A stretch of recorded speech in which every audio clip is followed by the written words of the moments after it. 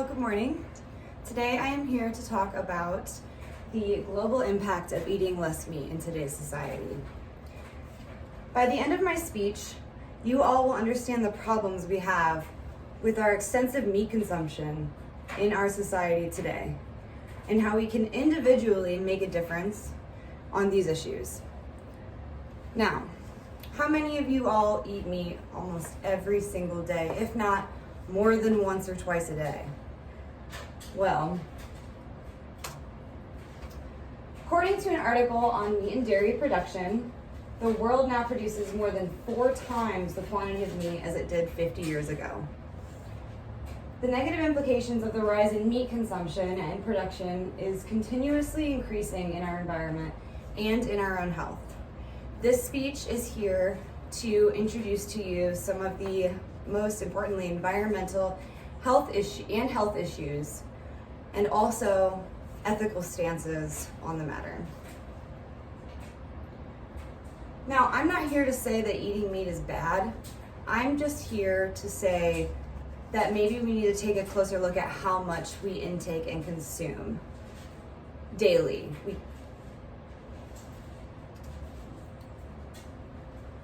My talk today is to inform and persuade you to understand how consuming less meat in our daily lives can make a positive impact on the world. Okay, the ethical perspective of excessive meat consumption. This is a very controversial issue. I personally feel like it's an inhumane thing to do when it comes to factory farms and having way too many animals and livestock shoved into the smallest of crawl spaces just to raise them with antibiotics and then slaughter them for our consumption, for human consumption. Extreme inhumane conditions for animals raised in factory farms and killed in slaughterhouses. Animals are stuffed into tiny cages and fed antibiotics, creating an unnatural and stressful environment for the animals to be raised in, which makes you think, what stress are we actually intaking when we eat these animals that were stressed out their entire lives? Okay, the global environmental effects of excessive meat consumption. This one surprised me. Climate change emissions. According to an article from The Guardian in 2006, the UN calculated that the combined climate change emissions of animals bred for their meat were about 18% of the global's total. More than cars, planes, and all other forms of transport put together. The figure was revised upward in 2009 by 2 World Bank scientists to more than 51%. That's 51% of all of the emissions, the bad emissions that are creating climate change right now, and that's scientifically proven. The article in The Guardian in 2010 also stated that nearly 30% of the available ice-free surface area of the planet is now used for livestock or for growing food for those animals. 1 billion people go hungry every single day, but livestock now consumes the majority of the world's crops. Other academics have calculated that if the grain fed to animals in Western countries were consumed directly by people instead of animals, we could feed at least twice as many people, and possibly far more, as we do now.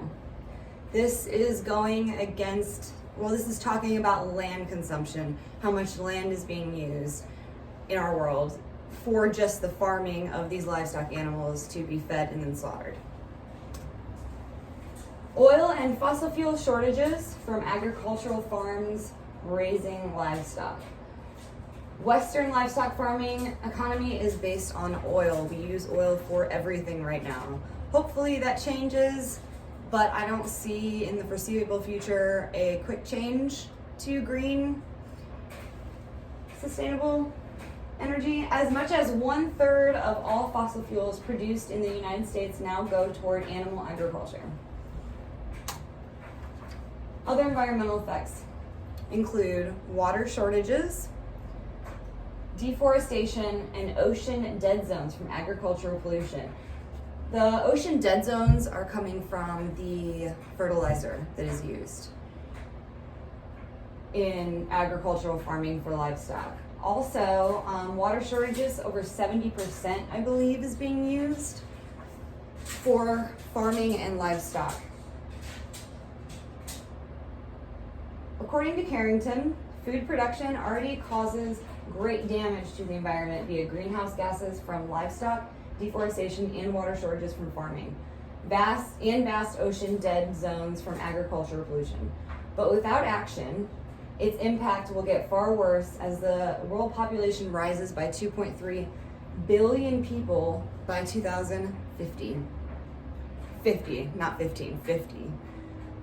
And global income triples, enabling more people to eat meat-rich Western diets. All right, well, now that we've heard all of the craziness about the environment, which personally is one huge thing to me because I've traveled, and personally I would love to see pollution and our environment creating growth as opposed to declining from our human race. But right now it is in a very, very steady decline. The health issues relating to a high meat diet is just the tipper for me. I like to be healthy. I like to feel healthy. I like to feel good. And when you're eating all these red meats that completely clog your arteries with all this cholesterol, it's definitely not good for your health issues. Meat eaters tend to have higher cholesterol levels, increasing the risk of heart disease. Meat decreases insulin sensitivity, which means there's higher rates of diabetes type 2 and cancer in meat eaters. It can also cause high blood pressure, which can create damage to your heart, arteries, and brain. And individuals that eat a lot of red meat are more likely to develop erectile dysfunction or even have a stroke from clogged arteries. High meats diets can cause high blood pressure, which means that it makes you more susceptible to having a stroke in your brain. Men that eat a lot of high red meat diets result in having clogged arteries and are more likely to develop erectile dysfunction or even impotence, which means you can't have kids at all. Health issues relating to a high meat diet continued. Meat eaters have a higher risk of developing kidney stones or gallstones from their high intake of animal proteins.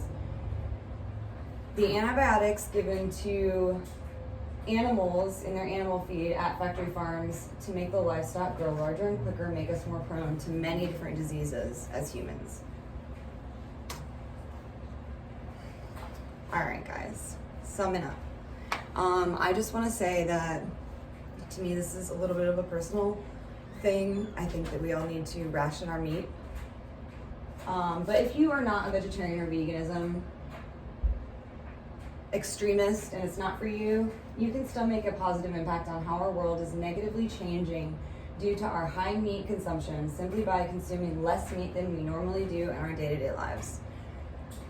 By eating a greener diet, we can drastically improve our health and become part of the solution to improve our environment for the future generations to come. Thank you so much. Have a good day.